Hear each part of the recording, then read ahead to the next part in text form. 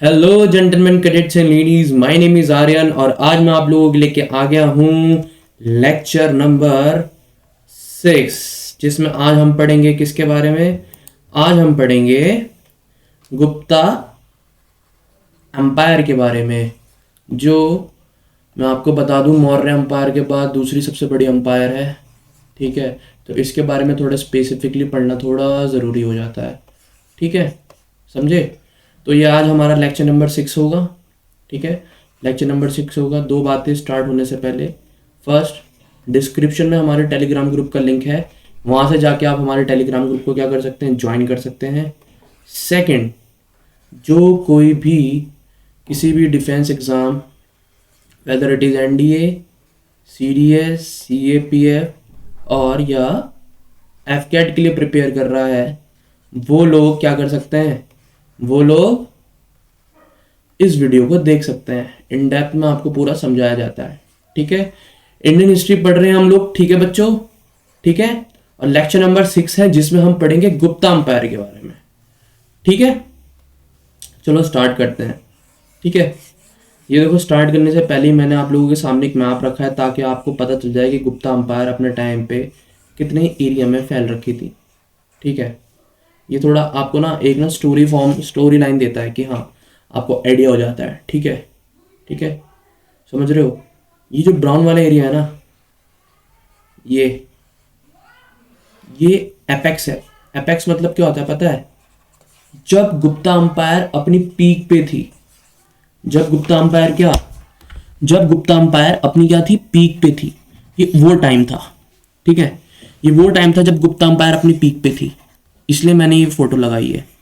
ठीक है, और किसके टाइम पे पीक पे थी? वो थी समुद्रगुप्त के टाइम पे। ठीक है, ठीक है, चलो आगे बढ़ते हैं।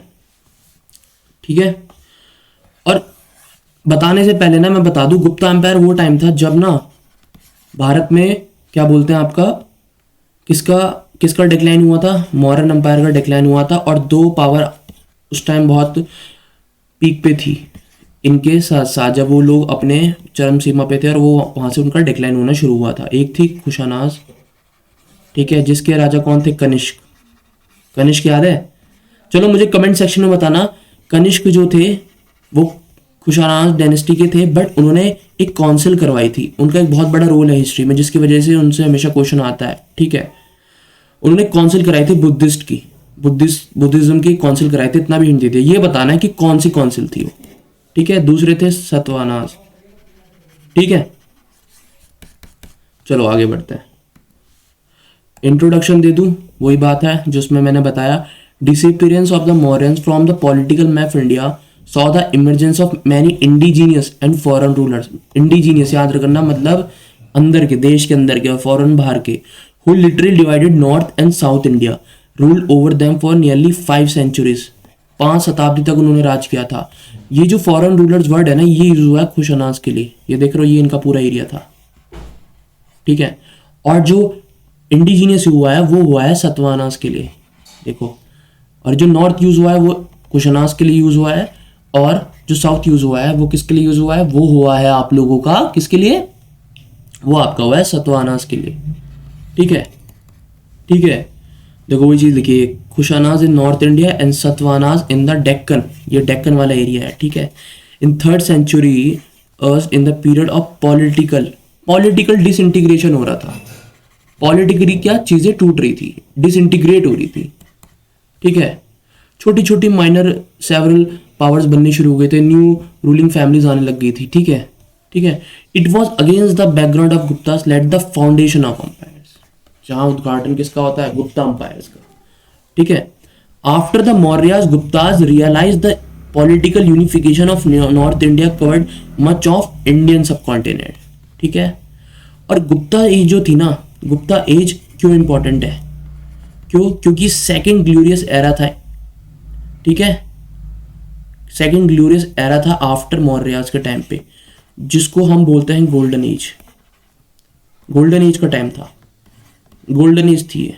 गुप्ता एरा को बोला जाता है गोल्डन एज। ये क्वेश्चन पूछा गया है, ये PYQ है कि इनमें से कौन सी अंपायर है जिसको हम गोल्डन एज बोलते हैं। ऑप्शन दे देंगे आपको 4, Mauryan umpire, Magadh umpire, Gupta umpire, ठीक है खुशानाज, तो आपको आंसर क्या करना है, आपको आंसर करना है गुप्ता अम्पायर।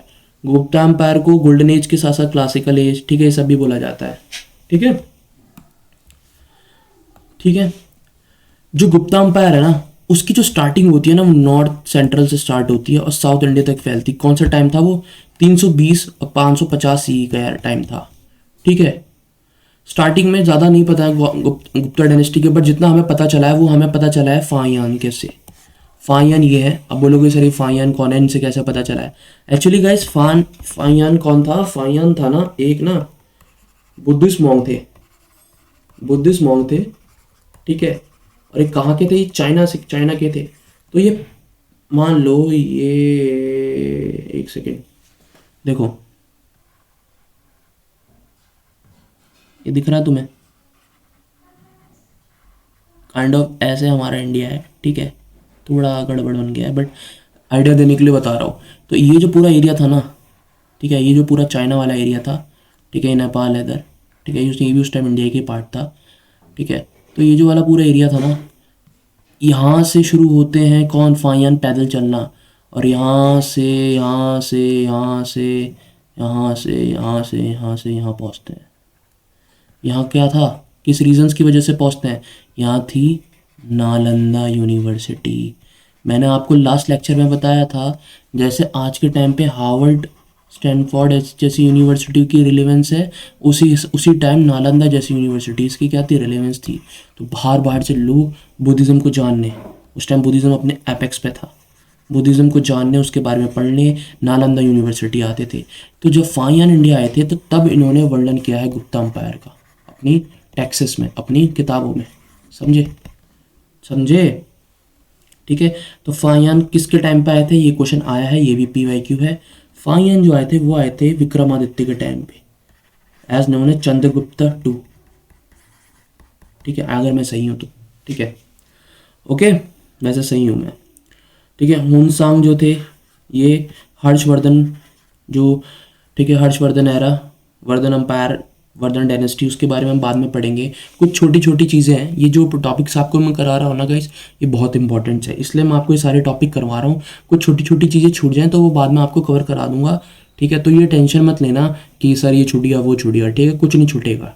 ठीक है, मैं आपको वो बताना चाह रहा हूँ जो बिल्कुल ना मलाई है, क्रीम लेयर है। ठीक है, ये वर्धन डायनेस्टी के टाइम के, हर्षवर्धन के टाइम पे आए थे, और फाहियान किसके टाइम पे आए थे, Chandragupta two as known as Vikramaditya. ठीक है, ठीक है, और जो गुप्ता डायनेस्टी थी उसकी फाउंडेशन किसने रखी थी, वो थे श्री गुप्ता। वो टाइम क्या था, 240 से 280 CE का। और बाद में किसने उसको सक्सीड किया, आगे किसने बढ़ाया, उनके बेटे ने, घटोत्कच ने। ठीक है, ठीक है, ये मैंने क्लासिफिकेशन करी है जिससे इजीली समझ में आता है बच्चों को, ये रूलर और इनका टाइम और उनकी इंपॉर्टेंस। तो जो श्री गुप्ता थे, लेट 3rd सेंचुरी BC में, CE में उन्होंने गुप्ता अम्पायर की स्थापना करी, फाउंडर थे ऑब्वियसली। उनका बेटा कौन था, घटोत्कच। ठीक है, फिर आते हैं चंद्रगुप्त वन। याद रखना, चंद्रगुप्त वन की बात हो रही है, not Chandragupta two. Chandragupta two दूसरे हैं। ठीक है, चंद्रगुप्त जो थे वो घटोत्कच के बेटे थे। ठीक है, और ये पहले इंडिपेंडेंट किंग थे गुप्ता डायनेस्टी के। It is said that the empire of Chandragupta one may have included the areas of modern Bihar and parts of Uttar Pradesh. इनके टाइम पे ही मॉडर्न बिहार जो है आज का, और कुछ पार्ट उत्तर प्रदेश और बंगाल के ऐड करे गए थे गुप्ता डायनेस्टी में। इनके जो बेटे हुए वो समुद्रगुप्त हुए। इनके बारे में थोड़ा डिटेल में पढ़ना जरूरी है क्योंकि बहुत इंपॉर्टेंट थे। इनके और इनके आने वाले जो अगले बेटे हैं विक्रमादित्य, उनके बारे में थोड़ा पढ़ना जरूरी है क्योंकि इन्होंने ही अपने टाइम पे हर चीज़ को क्या करी, इंपॉर्टेंस दी। ठीक है, हर चीज़ इन्होंने ही एक्सपेंड करी अपने अंपायर में। जैसे मौर्यन अंपायर में हमने चंद्रगुप्त मौर्य और किसके बारे में, अशोक के बारे में पढ़ना ज़्यादा इंपॉर्टेंट थे। ऐसे तो उनके कई सारे बच्चे थे, कई सारे किंग थे, बट इनके बारे में और इनके बारे में पढ़ना बहुत इंपॉर्टेंट है। ठीक है, चलो थोड़ा बताते हैं। ये उनकी 40 है समुद्रगुप्त की। ऐसा बोलते कि समुद्रगुप्त बहुत वो थे, क्रूअल थे। ठीक है, बहुत क्रूअल थे। ठीक है, ऐसा बताया जाता है हिस्टोरियंस द्वारा। चंद्रगुप्त वन के बेटे थे समुद्रगुप्त। ठीक है, वॉज अ, लेकिन ग्रेटेस्ट रूलर थे अपने डायनेस्टी में उस टाइम पे। ठीक है, इन्होंने एक्सपेंशन और कंसोलिडेशन किया था गुप्ता अंपायर का, इसलिए इनको याद करा जाता है।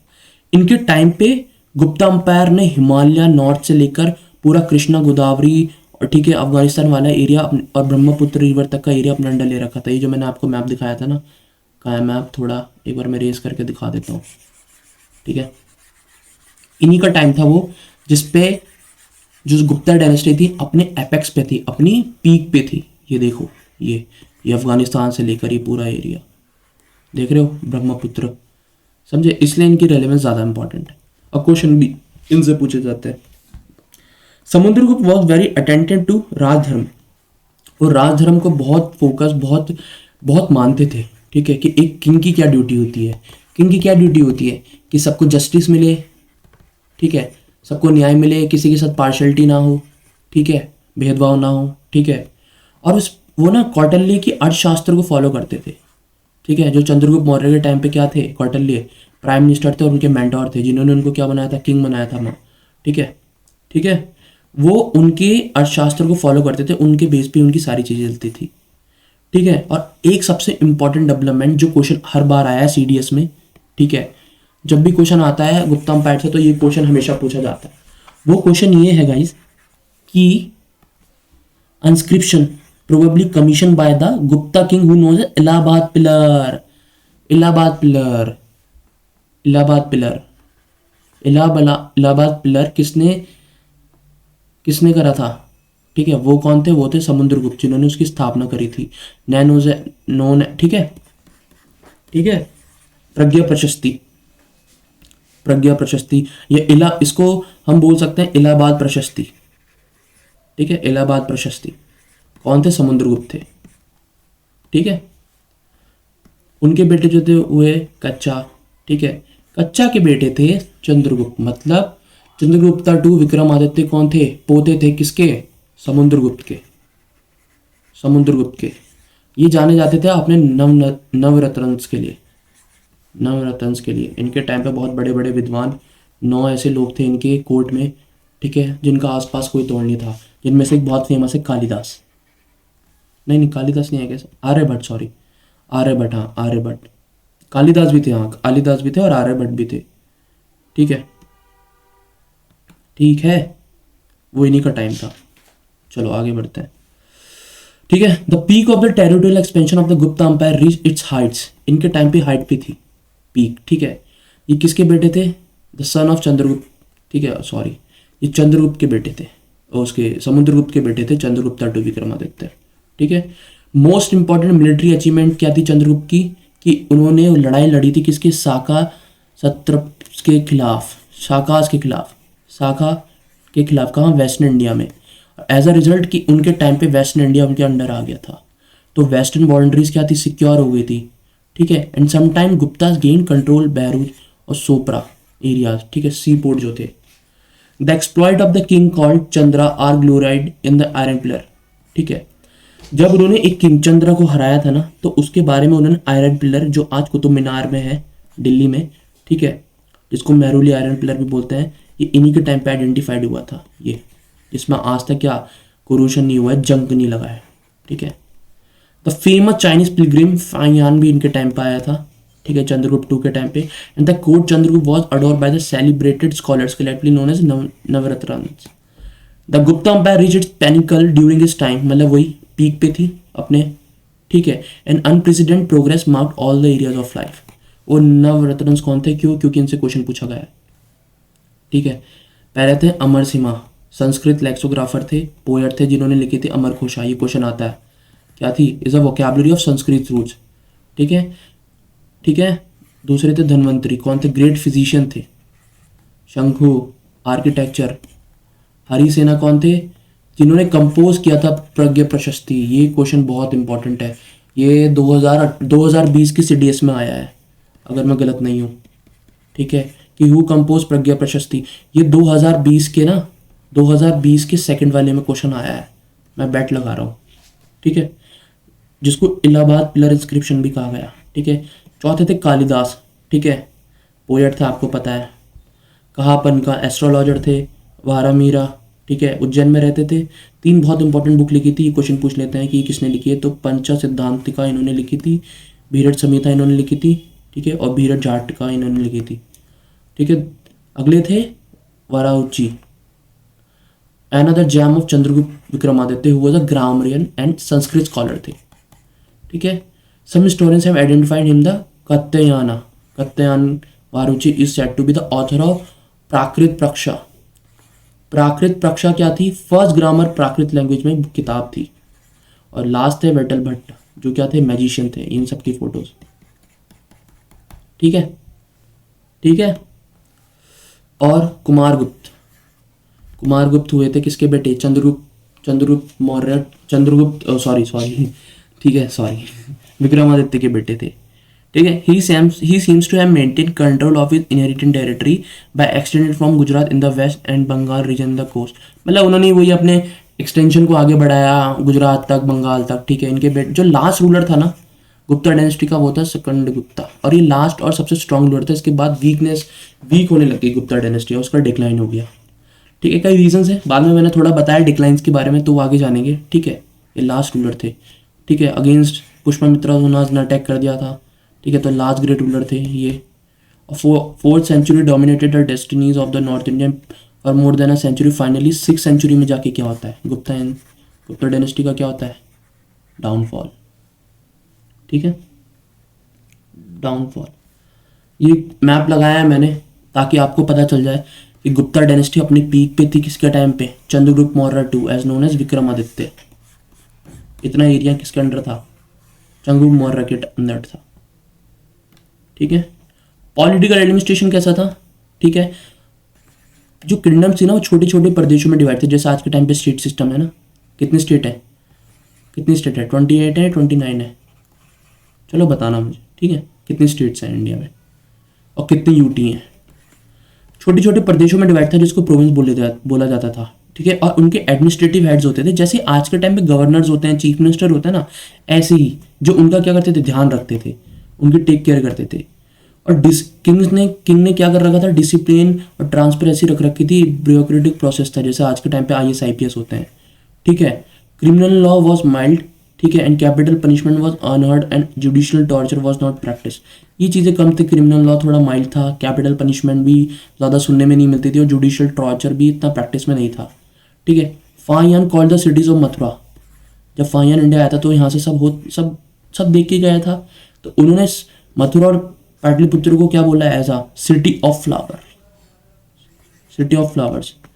People could move around freely, कहीं भी जा सकते थे लोग, मतलब इतना वो नहीं था, खतरा नहीं था, ठीक है। Law and order reign and according to Fahien incidents of theft and burglary were rare, ठीक है। चोरी चकारी इस तरीके की चीज़ें कम होती थी, ठीक है, ठीक है, ठीक है। ये थोड़ा पॉलिटिकल ऑर्डर था, प्रोविंस में डिवाइड थी चीज़ें, ठीक है, ठीक है। सोशल इकोनॉमिक कंडीशंस कहती थी, सिंपल लाइफ जीते थे लोग। Communities were affordable and all round prosperity ensured that their requirement met easily. लोगों की जो वो थी ना, क्या बोलते हैं, एक्सपेक्टेशंस लाइफ से, बहुत सिंपल लाइफ जीते थे, ज़्यादा एक्सपेक्टेशंस नहीं थी, ठीक है। इजीली उनको चीज़ें मिल जाती थी। गोल्ड और सिल्वर कॉइन्स इशूड होते थे कई अमाउंट में, बहुत हाई लेवल पे, ठीक है, जो एक बहुत बड़ा रीज़न था इकोनॉमी को चलाने के लिए, ठीक है। एक हेल्दी इकोनॉमी को इंडिकेट करता है ये चीज़, ठीक। और उस टाइम ट्रेड और कॉमर्स जो था ना, फ्लोरिश हो रहा था, बहुत आगे बढ़ा था लोग, ठीक है। ट्रेड हो रहा था, और किन किन चीज़ों का ट्रेड होता था? सिल्क का, कॉटन का, स्पाइसेस का, मेडिसिन का, जैम स्टोन्स का, पर्ल्स का, प्रीशियस मेटल्स का, स्टील्स का एक्सपोर्टेड होते थे सी के थ्रू, सी रूट के थ्रू, ठीक है। स्टील क्राफ्ट बहुत उस टाइम पीक पे थी, काम हो रहा था स्टील क्राफ्ट पे, ठीक है। क्यों? ठीक है, क्यों? क्योंकि उस टाइम पे एक आयरन पिलर जो आज कुतुब मीनार दिल्ली में है, वो उसकी क्या है? टेस्टिमनी है कि उस पर आज तक क्या लगा है? जंग नहीं लगा, कुरूशन नहीं हुआ है, ठीक है। ये आज भी मिस्ट्री है, सॉल्व नहीं कर पाए, ठीक है। पर गैस पता है, इसके बारे में मैंने एक फैक्ट पढ़ा था मैंने ना, कि जो आयरन पिलर है ना, अगर उसको आप ना ऐसे हाथ से ऐसे पूरा हाथ से ऐसे पकड़ लो ना, दोनों, मतलब एक हाथ इधर से एक हाथ लेफ्ट से राइट से ऐसे आप पकड़ो ना, तो अगर आपके दोनों का हाथ मिल गया तो जो आपने विश मांगी वो पूरी हो जाती है। बट मुझे देख के लग नहीं रहा, वैसे इसे छूने देते हैं शायद गाइस, मैं गया नहीं हूँ यार कभी, ठीक है। ट्रेड रिलेशंस थे मिडल ईस्ट के साथ, इम्प्रूव हो रहे थे। Ivory, tortoise shell from Africa, silk and सब मेडिसिन प्लांट्स फ्रॉम चाइना, ये सारी चीज़ें इंपोर्ट होती थी इंडिया में। In far east were high on the list of imports, ठीक है। Food, grain, spices, salt, gems and gold, ये जो लिखा है ना बुलियन, ये होता है बिस्कुट, सोने के बिस्कुट, वर प्राइमरी, ठीक है। ये प्राइमरी कमोडिटीज थी ट्रेड के लिए, ठीक है, समझे। रिलीजन क्या था? रिलीजन ना वैष्णव था, विष्णु भगवान को मानते थे लोग। उस टाइम के जो गुप्तास थे वो विष्णु भगवान के बहुत बड़े भक्त थे, जो उनके लिए क्या थे, सुप्रीम क्रिएटर थे as a Vishnu. And themselves they yet did not prevent them from being tolerant। ठीक है, the believers of Buddhism Jainism, Buddhist monastery receive liberal donations. ठीक है, ऐसा नहीं था कि वो औरों के खिलाफ बहुत वो थे, ठीक है, मतलब कठोर थे, ऑर्थोडॉक्स थे वो, लेकिन वो जिस रिलीजन को मानते थे वो वैष्णव था, विष्णु भगवान। ठीक है, और ये वही टाइम था जो एजुकेशन और कल्चर एक्सचेंज हो रहा था नालंदा। कैसे कल्चर एक्सचेंज, कैसे फायान आ रहे थे ना, लोग बाहर के देशों से पढ़ने आ रहे थे यहाँ हमारी यूनिवर्सिटीज़ में। फ्लोरिश हो रहा था जैनिज्म का बंगाल में, गोरखपुर, उदयगिरी में और गुजरात में। ठीक है, समझ रहे हो, ऐसा हमारा रिलीजन था। अब ये बहुत इंपॉर्टेंट है, ये जो स्लाइड है ना गाइस, इसको ध्यान से सुनना, ये बहुत इंपॉर्टेंट है। क्यों? क्योंकि मैंने पहले भी बताया, राजू बताया, लिटरेचर, साइंस और एजुकेशन जितने भी टेक्स्ट और बुक्स हैं उनसे ही सबसे ज़्यादा क्वेश्चन आते हैं एंशिएंट हिस्ट्री में, एम्पायर में। ठीक है, क्योंकि थोड़े टिपिकल है ना। ठीक है, Sanskrit once again attend the status. जो संस्कृत का स्टेटस डाउन हो गया था उस टाइम, जो बाहर के लोग खरोष्टी प्राकृतिक लैंग्वेज यूज़ करने लग गए थे, वो वापस हाई होने लग गया था। ठीक है, उसका उदाहरण कैसे मिलता है कि जो पोएट थे उस टाइम की कालिदास, उन्होंने कई सारी एपिक्स, ठीक है, कई सारी ड्रामास, कई सारी स्टोरीज, कई बुक्स की उन्होंने क्या करा था, लिखा था, जिसमें एक बहुत इंपॉर्टेंट थी। ये क्वेश्चन बहुत बार आया है, मैं पता नहीं, अगर सच बता रहा हूँ, मतलब इतनी बार आया है क्वेश्चन कि मैं बता ही नहीं सकता। एक ना एक बार हर साल एक ना एक पेपर में टकरा ही जाता है CDS के। ठीक है, वो क्या थी, अभिजन्य शकुंतलम, मालविकतंत्रम, रघुवंशा और कुमार संभा। ये चार जो उनके टाइम के हरिसेना थे, वो भी पोएट थे। ठीक है, उन्होंने इलाहाबाद प्रशस्ति की, ठीक है, स्थापना करी थी, उन्होंने उसके बारे में लिखा था, वो लिखी थी। सुधार का उन्होंने क्या क्या लिखी थी, मरीचटिका। ठीक है, विशाख दत्ता क्रिएटेड मधुरा राक्षस। ये क्वेश्चन बहुत आया, ये PYQ है गाइस, ये PYQ है। आई रिपीट, इस स्लाइड को बहुत अच्छे से पढ़ना है। ठीक है, इस स्लाइड को बहुत अच्छे से पढ़ना है।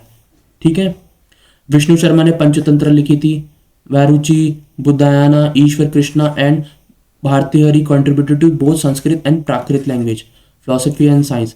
वारा मीरा ने क्या लिखी थी, ब्रज संहिता, ये मैंने पहले बता चुका है। ये एस्ट्रोनॉमी और एस्ट्रोलॉजी के कंट्रीब्यूटर थे उस टाइम पे। ठीक है, ठीक है, ओके, ठीक है। कुछ मैथमेटिशियंस थे, एस्ट्रोलॉजर थे, आर्यभट्ट, जिन्होंने जीरो की स्थापना करी थी, पता ही होगा। उनकी एक बुक थी सूर्य सिद्धांत।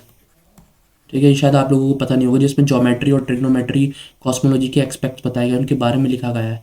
शंकु devoted himself to creating text about geography, जो शंकु थे। और धन्वंतरी क्या थे, फिजिशियन थे, तो उन्होंने मेडिकल सिस्टम ऑफ आयुर्वेदा पे काफ़ी रिसर्च करे थे, डिफाइन करा था। ठीक है, जिसमें एक आपकी सर्जिकल, प्रैक्टिकल, ठीक है, ये सारी चीज़ें आ जाती हैं। ठीक है, और एक field of medicine, the great medicine try of ancient India, उनके टाइम पे थे, जिनमें से एक थे वाघभट्ट, चरक और सुश्रुत। ये तीनों वो थे जिन्होंने बहुत चीज़ें लिखी हैं, किसके बारे में, आयुर्वेदा के बारे में।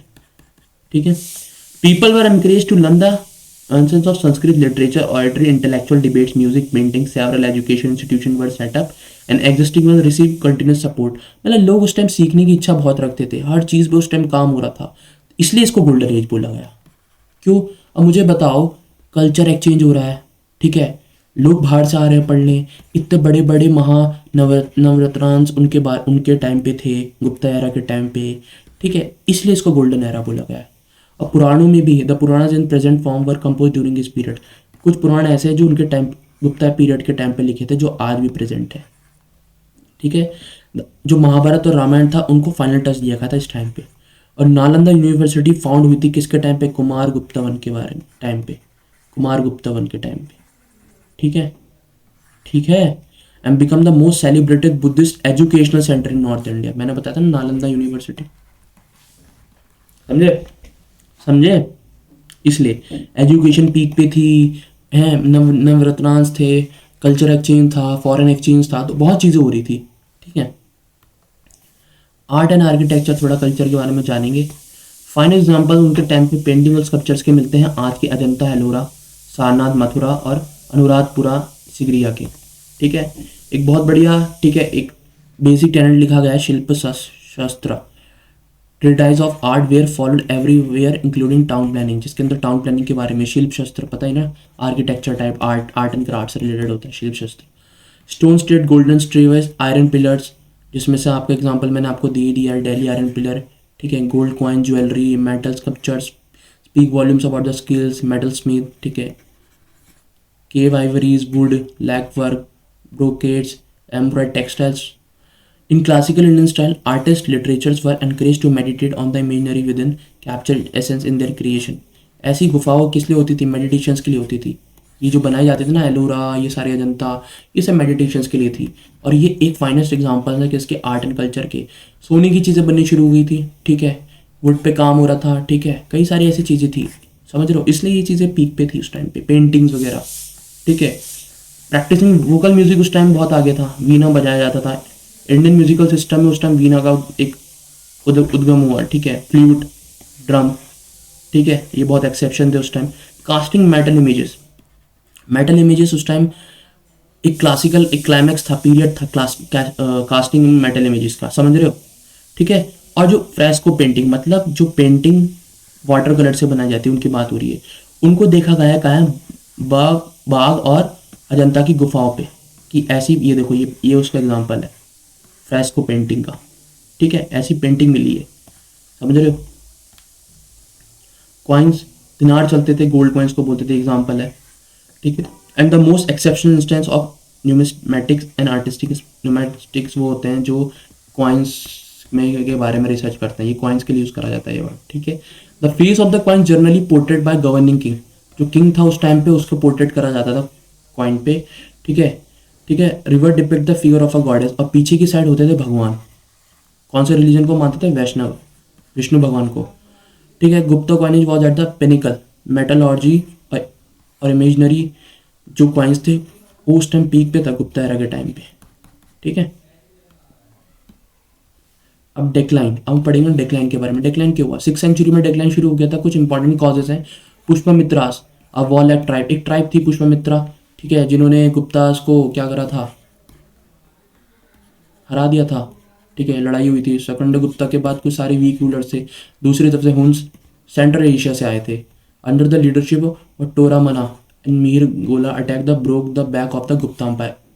इन दोनों की देख रेख में हुन्स ने अटैक किया था गुप्ता एरा पे, जिन्होंने उसको क्या, उनकी बैक को क्या कर दिया था? तोड़ दिया था, ठीक है, ठीक है। जिसने एक एसिलरेशन, एक तेज़ी बढ़ गई थी किसका? गुप्ता एम्पायर के फॉल में। ये 2 रीज़न बहुत इंपॉर्टेंट माने जाते हैं। बाकी ऐसे बहुत सारे रीजंस हैं कि इनके जो जागीरदार थे फ्यूडेटरीज, या ठीक है, इनके जो इनके अंडर आते थे, जैसे वैशाली वल्लभी के मैत्रास, वर्धन्स, ठीक है, और तुम्हारा मुखरीज ऑफ कन्नौज के, गुडास बंगाल के, यशोवर्मन मांडसौर के, ये इन्होंने ना तेज़ी कर दी थी। इन्होंने एक तरीके से बोलना शुरू कर दिया था कि हमें इंडिपेंडेंट बनाओ, ठीक है। तो जिसमें जो पॉलिटिकल यूनिटी थी ना गाइस पूरे इंडिया लेवल पे, वो ना ब्रोक हो गई थी, ठीक है। कि बोलते नहीं कई जगह खालिस्तान वाला चलता नहीं कि हमें अलग पंजाब दो, इस तरीके से, तो इससे इंटरनल अनस्टेबिलिटी आ जाती है ना, तो वही हुआ उस टाइम पे, काइंड ऑफ, समझ रहे हो। जो और दूसरा सक्सेसर जो थे सेकंड गुप्ता के, वो वीक थे, इनकम्पिटेंट थे, ठीक है, वो होल्ड नहीं कर पाए, फेल हो गए थे, ठीक है। Princess ultimately weekend Gupta. और ट्रेड जो रोमन एम्पायर के साथ था वो डिक्लाइन होना शुरू हो गया था। क्यों? ये रोमन एम्पायर उस टाइम पीक रोमन एम्पायर का मैप है, ठीक है। क्यों? क्योंकि हुन्स ने अटैक कर दिया था। और हुन्स कहाँ से आए थे? सेंट्रल एशिया से। तो जिस रूट से आए थे उस रूट पे उन्होंने अटैक करा था, तो एक तरीके से वापस रूट पे जा कैसे होगा ट्रेड, समझ रहे हो ना, ठीक है। ये तो वही बात हो गई कि 99 वाली कारगिल वाली ये बात हो गई कि NH1 पे कब्जा कर लिया पाकिस्तान ने, और फिर हम वहाँ वापस उनको हराने के लिए हमें पहले उनको उल्टा हराना पड़ेगा ना, लेकिन आप उनको हरा ही नहीं पाओगे तो आप वहाँ से आगे कैसे बढ़ोगे। तो वही चीज़ हो गई थी। Granting land assignment to the officers of their salary result in the loss of income.